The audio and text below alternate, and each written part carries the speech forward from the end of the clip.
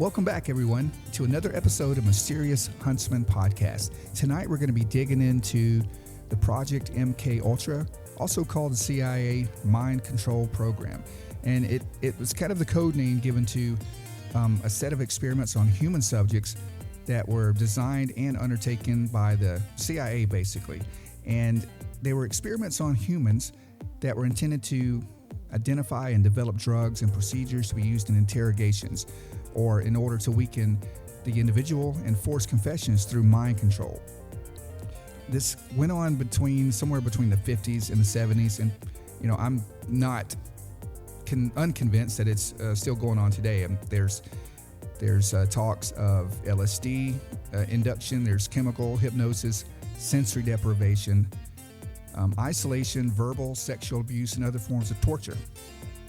So tonight we have a special guest on that says she was directly involved in these experiments. Her name is Ellen Atkin, and she is actually recognized herself a few years ago as the MK Ultra Girl. And if you don't know what that is, look up the picture, or I may try to post one. And it's very disturbing of a picture of a 8 to 10-year-old girl with electrodes attached to her head, and obviously going through some kind of procedures, if not torture. But we're going to let her explain a little bit about that. And let's just sit back and welcome Ellen to the Mysterious Huntsman Show. Hey, Ellen, this is Paul with the Mysterious Huntsman Podcast. How are you doing today? Hi, Paul. I'm doing great, thank you. Well, I was telling you earlier that someone told me I needed to reach out to you about your story. And like I said, I've heard the stories about MK Ultra, the Belix and Philadelphia experiment, and all of these, which are actually documents that you can find.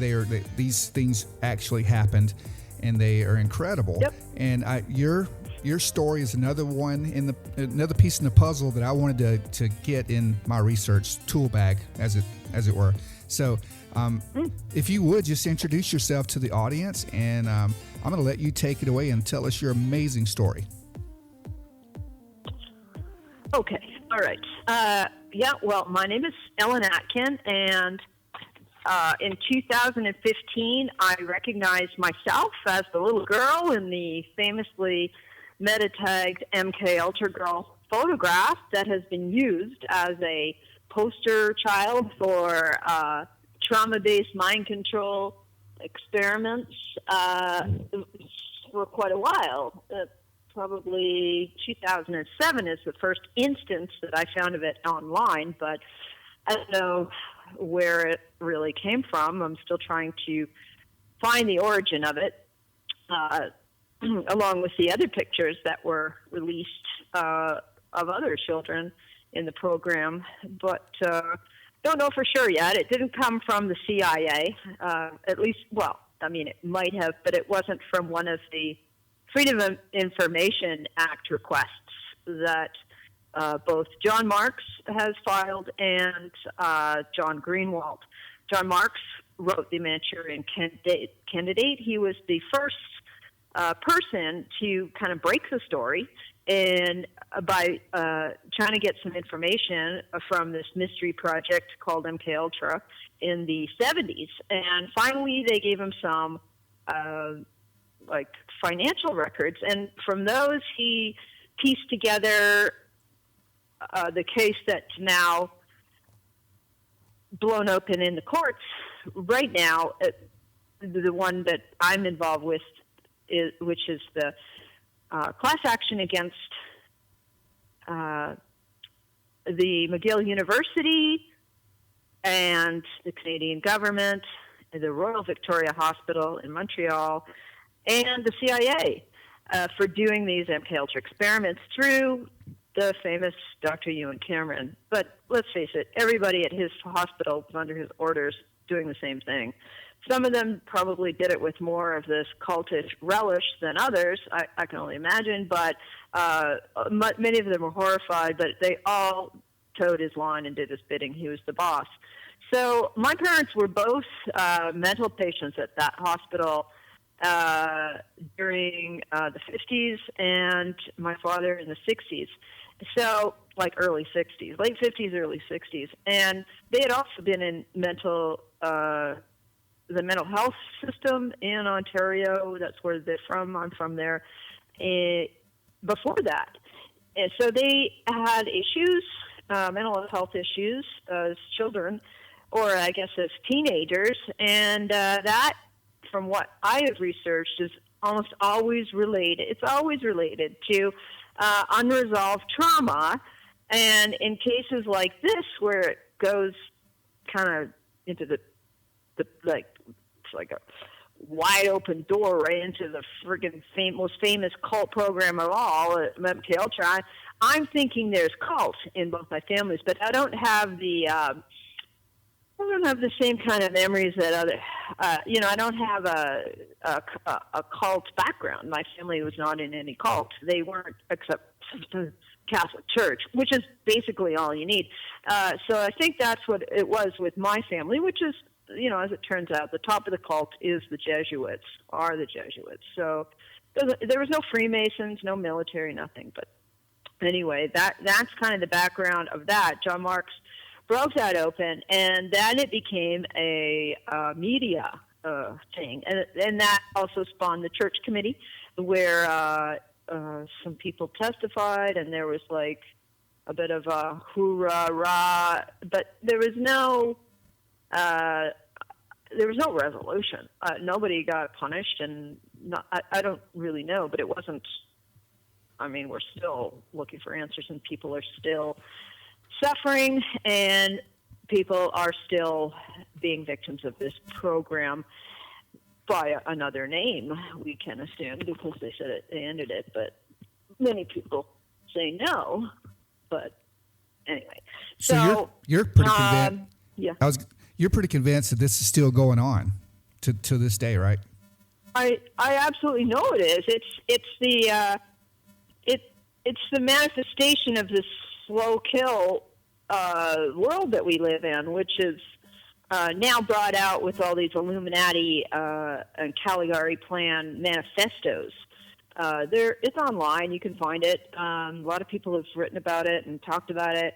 Right. And it's just a manifesto to kill off humanity, and that we are, like this cult of Luciferians, which have been traced to the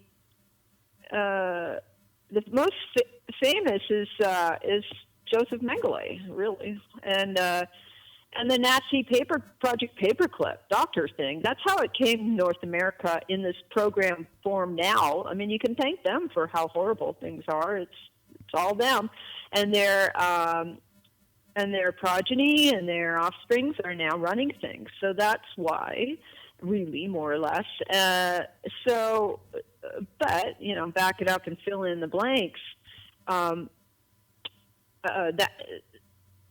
That's all connected to it, and that's kind of that's the elephant in the room, is that no one wants to talk about. That's the top secret part, because when that blows open, it hits public knowledge.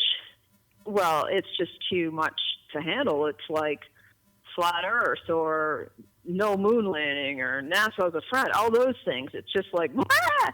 So but what it is, from my research and lots of survivor testimony, is that Joseph Mengele, the angel of death at the camps in Auschwitz, came to North America and was a doctor at hospitals and clinics, mainly university hospitals, all over North America, and did a round. He's also implicated in Savali's work. She's a famous survivor of the cult, and she was actually a trainer under him in the cult, the very aspect of the cult, the military aspect that he was the head of. And it's the same MO from all these survivors since then, that time they came over at the end of the Second World War, until now. So it's perpetuated and grown, really. It has to. But there's always been footings in all these other offshoots like Mormons, I don't know, Jehovah's.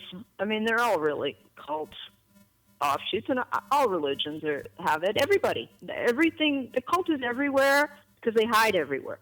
So, there's good Freemasons and bad Freemasons. I mean, you can't have everyone bad, then no one would think, they wouldn't be able to fool people. So anyway, it's the same everywhere. You got the cult in the high school teachers, you got the cult in the cops, you got the cult in the medical. So, but not every one of them is it. So it's about routing out the cult. That's my campaign that I've taken upon myself after, researching this and learning all about it. But my personal story is one of that, I knew my mother went to that hospital, and I knew my father also was a mental patient, but I didn't have as much information from him. He was more tight-lipped, which means more ashamed, embarrassed. And then, so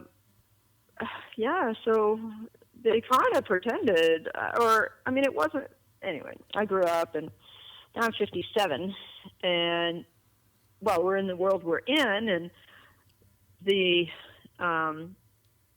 chemtrails, the air, the water, the food, it's all poison. How do we live? I'm getting attacked. And I know all that stuff. It's happened to my mother. It happened to me. I mean, it's a bloodline thing. And I know that there's bloodliners in the cult, and I'm pretty sure that we're a bloodliner, but I have not been able to, certainly all the symptoms are there, but I've not been able, obviously my immediate family's not talking.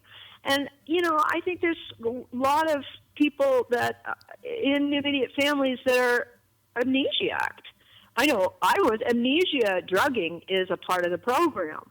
It's an essential part of the program, but so is all these creating altars and using the torture and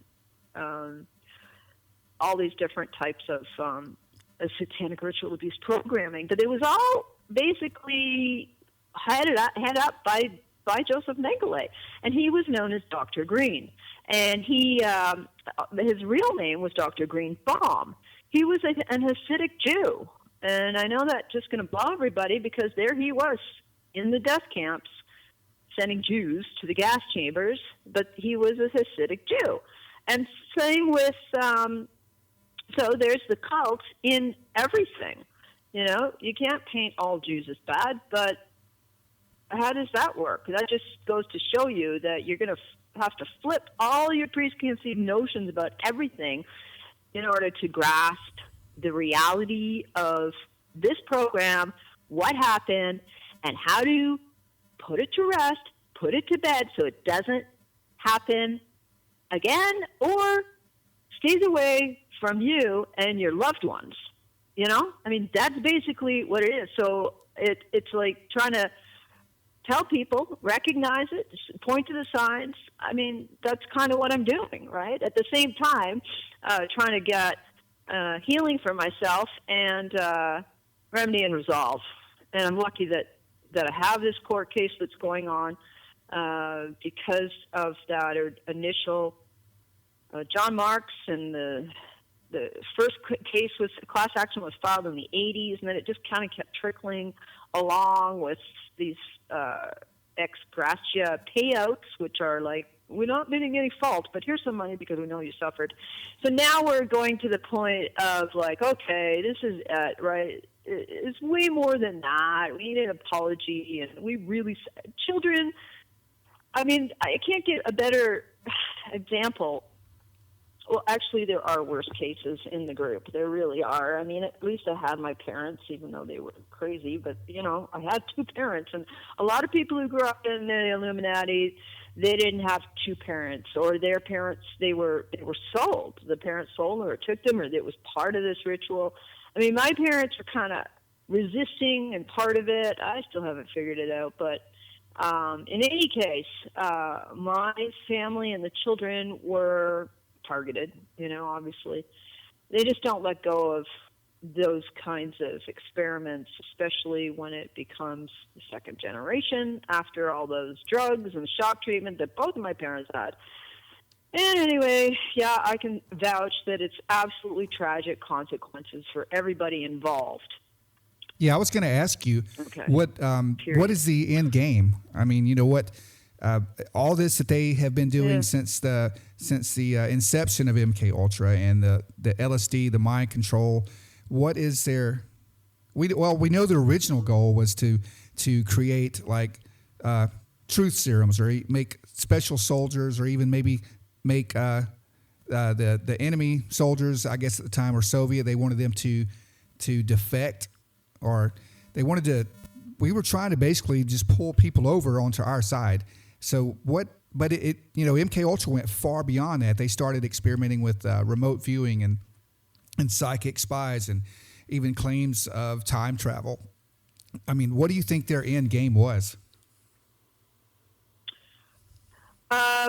It's basically it's the same end game as all Satanists, Luciferians. They just want to trip you up. They just want to make your life as impossible and hard and as disconnected from God or true source or your talents as possible.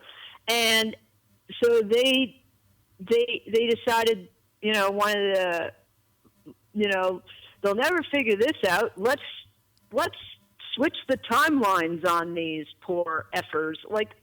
Honestly, it's really like that. It's an intent of absolute, I'm going to hell, so I'm going to make everybody as, aware of that and try to make them go to hell as much as I can before I go to hell. I mean, right. That's basically it. That's it. That's the motivation. So you were... and you went through this. What can you tell me about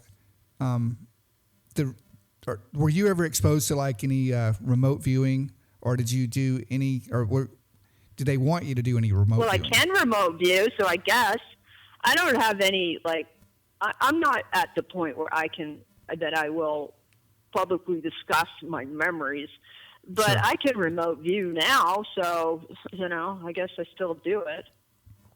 Right. But mainly for me, the thing that's a real tip-off about what my, ultra-dimensional skills are is my lucid dreaming. That's the most, clear thing that I remember, that I've had all my life, that I know that now that I know I was screwed with that way, I realized that, they were all influenced by this program, because the real war is going on in the upper dimension. That's where they are sort of stationed. And so to hijack people's souls or their ultra-dimensional selves and control that would be, something that MKUltra programmers or devil worshippers or whatever would want to do, and they did that. So I realized that that's what that was. All my lucid dreaming with politicians, and that was a book my uncle wrote, actually, Priests and Politicians. But politicians and movie stars. I had so many lucid dreams with them, and now I realize, okay, well, those are the two kind of tools of the most influential people on the world, and I was used like a spy in a honeypot in the fourth dimension, and I still am. But I'm active. I'm still active. I haven't turned off my dreams, but I work for myself now, right? But I work for the what I would imagine to be the kind of the right side, in a way of as much as I can help to be of service. That's basically what I'm doing now, in both astrally and physically. I really realized that's the way out. It's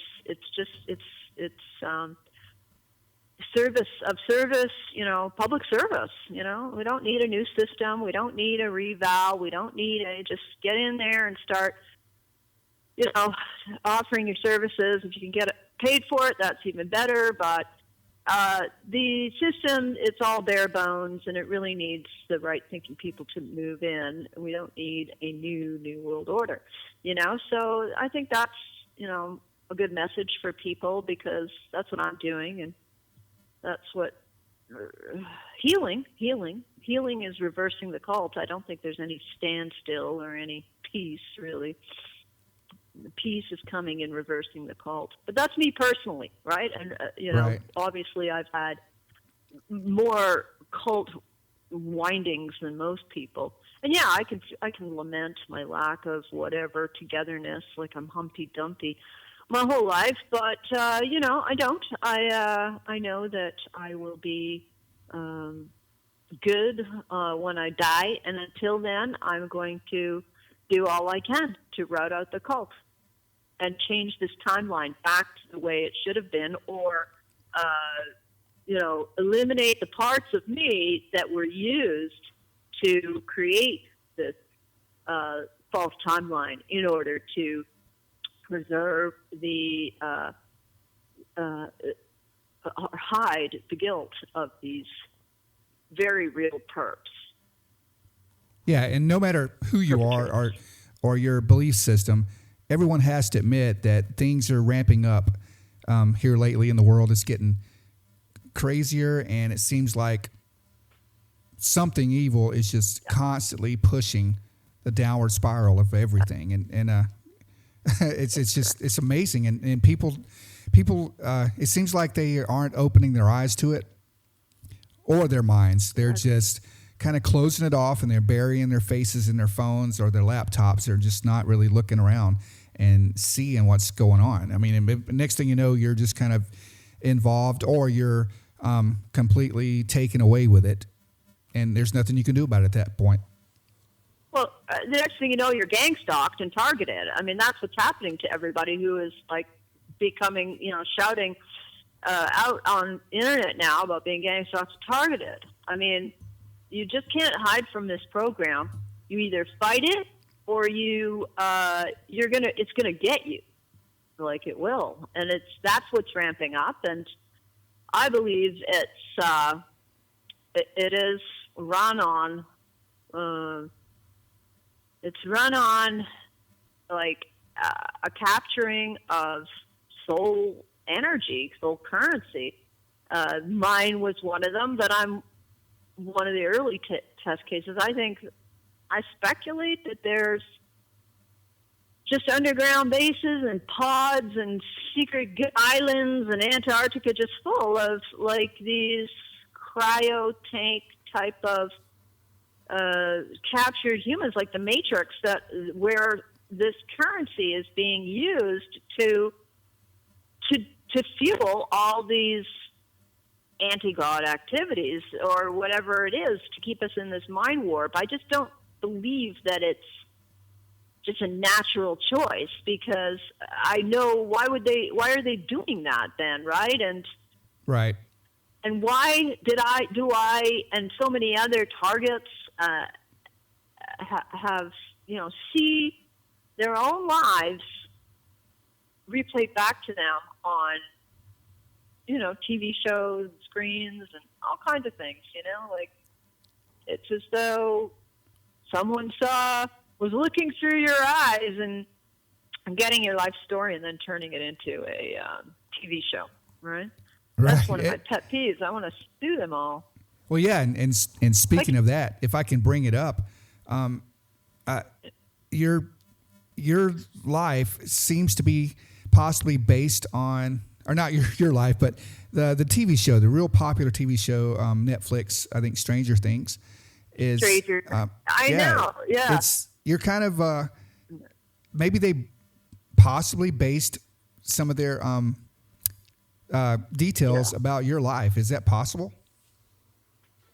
Oh, it's definitely possible. I mean, I'm not, there's a lot of connections there, but it's not I wouldn't say it's just my file, but it would be an amalgam of other young girls' files, Sure. that would be that character. Obviously, it's fiction, but it's derived from something, and it's derived from MK Ultra. And I mean, how did they get that information? Because that's more than just internet research. That's more than just, look at what all these research journalists have done, like Greenwald and John Marks. It's quite a bit of earnest attempting. How did these, two brothers just get a hold of this stuff, right? And the next thing you know, there's all these stories and, storylines. So, to me, it's like, well, you got our files, and those are our lives, and you're making a whole lot of money off my misery. And then, it's like that and that, but that's been going on our whole lives, but we couldn't figure it out. But now we're figuring it out. But that's just for my generation in this Ultra program. Now there's just so much more of other programs that have carried on, like Montauk. I mean, Montauk didn't get shut down until August 12th, 1983. All right? I mean, right. They didn't just shut it. I mean, they shut it down, but, I mean, there's pockets all over. I mean, from the Arctic Circle all over, because the military bases were part of it, too. So stories from everywhere.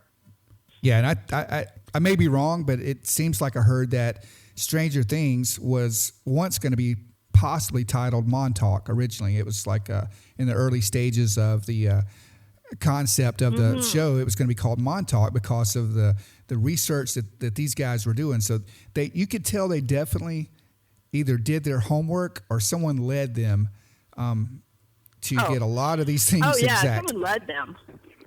Yeah, I mean, there are there's name associations, obviously, with me. Ellen. Her real name's Jane. My mom's name is Jane. My brother's name is Michael. Her best friend's name is Michael. Well, it was. He died. And then, even in the second season, they even voiced it, that Elle's, had a motivation to get justice for her mother. Well, that's been my motivation my whole life. I mean, that is what got me here, was just this horrible nagging thing about my mother never receiving justice, never just suffering in silence until her last breath, being targeted, gang stalked, scapegoated, up until her last breath without any way to defend herself, and scared and on antidepressants and tranquilizers until she died. It was just terrible. So I tried, but I didn't know what I was dealing with, and I was a kid. And anyway, the guilt of even just, not being able to help her is horrible. But so I kept on it and kept pursuing, what happened to her. And that was what led me to the internet search and finding these other cases of other people at the Allen Memorial in Montreal who were victims of UN Cameron, and connecting with that group and just pushing, telling my story. I decided as soon as I found the Ultra Girl picture just to go public with it. I thought, well, to heck with this. Enough of this. I can't, I'm not going to wait any longer for anything, least of all my own life to get healed or whatever. I just went public and just laid it out. And this is where we are 4 years later. Yeah. Oh, good for you. I mean, obviously, I think kids are still being kidnapped, trafficked, exploited by either, those means, or either in the sexual trafficking business, all of which are horrible. Worse than that, they're being bred into it. This is what people need to know. They're being bred into it. So they're not kidnapped, or they're bred into it. Yeah, a lot of them are. That would be the only way sure. that I can see that if there is a currency that they need that is based on the trauma of individuals, mainly children, which I believe that is true. There's some real mechanism for holding this reality together Otherwise, why would they be? Like why? It's not just for the the pain to watch another suffer. There's some real reason. So, but yeah, they're being bred into it, and yeah, all the missing kids. And how come how come my whole lifespan there hasn't been anything done about it? I remember hearing about it in the 80s, and then it just hushed up and went away. Same with all these so many other things. Like, it's just like, what happened? Who's been working on them? What happened to the therapist? It's still just hush, hush, hush. And we're coming to the point where you can't hush it anymore unless you want to become a cyborg and join the chiphead cult program that they want you to have. That's basically it. That's the plan. Right. And if you look into Satanism or like a lot of the larger occult things, the Luciferian, which I think are all connected anyway, they prey on children. That's the whole basis and the roots, and that's why. Mm-hmm. I mean, look at Pizzagate, look at a lot of the politicians involved in that, and just across the board, it's really scary. And I know you and I could talk for hours. That's another whole story, another whole thread we could get into with the the whole worldwide ring of the pedophilia ring involving the world leaders and politicians. It's amazing, mm-hmm. and people just aren't buying it. They've got their eyes glued to Fox News, CNN, all this. I mean, they're so worried about other things, and they're not looking at the deeper picture. They're being distracted. Well, that's the separation. I can't speak for someone who's way behind on the path, right? Right. There is a separation.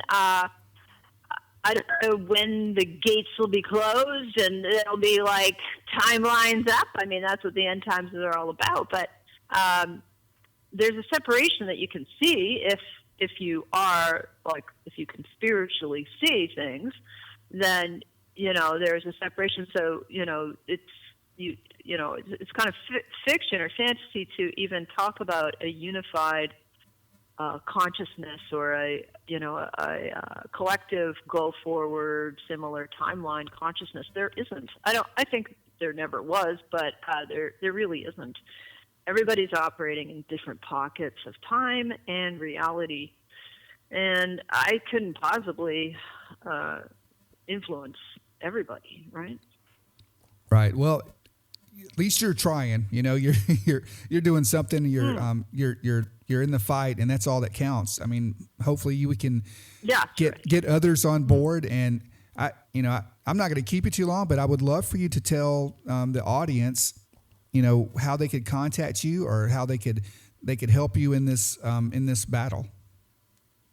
Okay. All right. Very good. Thanks. Yeah. Well, I have my grand vision is to win this lawsuit and get some payouts so I can start the foundation. Put the money in a trust, start the foundation. It's called Ultra Nation Foundation, and that would be sort of the antithesis of every other thing going on in the world.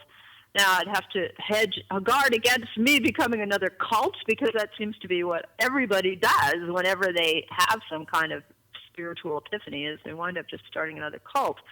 But it's basically to heal and to provide some kind of roadmap for after this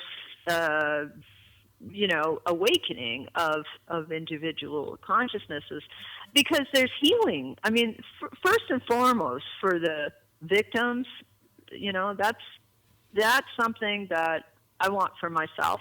I'm doing it anyway, but I'd really love to have actual professional help. But I've never trusted a therapist. But that's not to say that there aren't good therapists out there. There are, but for some reason they've all been hushed up, just like the naturopathic doctors are getting killed off. It's the same thing, same program. So, but for me, it's happening just by doing this and taking up the sword and reversing the program and the cult as I go, and in my real life. And I'm I'm taking it right to everybody I meet and see, and so I'm not shutting up about it or making it like some kind of underground thing. But anyway, so the Alternation Foundation is my goal, and this would offer some kind of community, I guess, for other survivors, and deprogramming and healing centers is what I'd also like.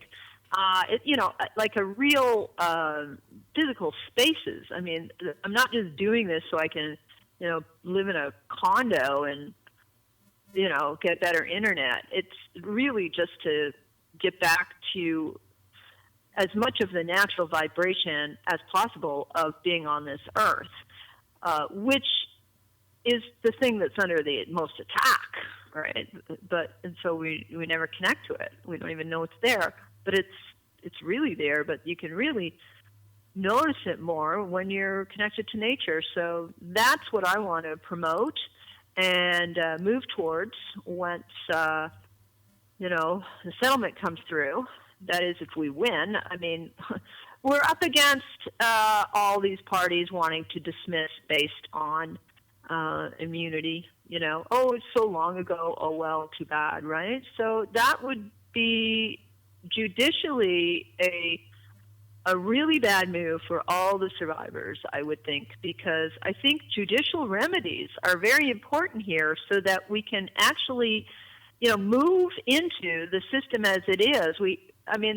There's no point if people don't want to take back whatever profession they're in, like legal or medical. I mean, what are you doing putting your children into these schools if they're just going to turn out to be Joseph Mengele clones? You know what I mean? Right. Like, what hope is there for the future? Unless people resist and get in there and clean up their professions and rout out the cult and reverse what's been happening. And the best way to reverse that would be to sue the pants off them and drain their coffers. And then we move in to the, the burnt out shells of their organizations, and they just turn them over, turn them around, put them back to where it was or whatever, or the end of the world's going to come. I don't know, right? Like, who knows? But I mean, the more apathetic and hands in the air, the more they keep doing what they're doing. So what I've done, I believe, has thrown quite a wrench into whatever go-forward plan they had that they were using against me and my family, which we were all just supposed to stay quiet and just, not, and my sister just be crazy, and my brother, dad, and my parents never fully admitting anything because they were too ashamed because they had all that mental illness stigma about them. But they really, really tried. They really did to be normal. And I'm going to say that some people who have come out of this program, for the most part, they just want to live normal lives. And that's why many of them are not public. And that can be hard, but it's possible. And most of them, when they do it, it's always with a strong connection to the divine. Which right. would be, what we know as God, but I'm not going to get into some theological argument about all that because I did have to study that in order to dissect, what was the cult infiltration with religion and, sort of my evangelical zeal weighed against having real knowledge so that I, wouldn't, that I wouldn't get fooled again by religion. Anyway, that's just another. So there you go. So I have mkultragirl.org. That's my blog website. I've got ellenatkin.com. That's my art site. I'm just constantly working on building those up, wanting to get more involvement and forum, trying to flatten the arguments and to rout out the cult on the internet and bring sanity, especially to people who are just waking up. It can be a real maze when you find out or realize that you were part of this and you're trying to start looking on the internet and you find all these, agents basically set up to, run you around just like Barnum and Bailey.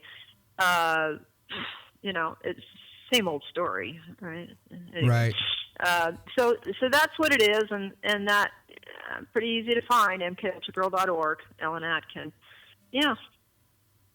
Well, awesome. I wish you the best of luck, and thank you for your bravery. Okay. And I know, maybe someone will hear this, and I'm sure you're on other platforms doing this as well. But maybe someone around Tennessee, Nashville, Southeast here, maybe they'll hear it and be strengthened by your courage and your speaking. So thank you for coming on the show. I hope so. That is what I hope. I really hope. I hope so. Thank you. Oh, you're welcome. You're welcome, Paul. Thanks for having me. I appreciate Absolutely. it. And I know you've kind of got your hands in some other things. And we were talking earlier about the whole Bigfoot, the Sasquatch thing, and it's a little more lighthearted than what we've been talking about. But I'd love to have you back, and we can discuss that whole topic whenever you're ready. So. Oh, for sure. Well, like Sasquatch is the most targeted individuals for sure. They're way more targeted than humans, right? Right. Well, right. They are the original humans. So, they know what targeted means. Right. Well, all right, Miss Ellen, thank you so much again for coming on. I would love that. Thank you. Yeah. You're welcome. Thank you very much. You have my information. If you need anything, if you have any other breakthrough, or if you have stories or anything like that, anytime you want to contact me, you're welcome to do so.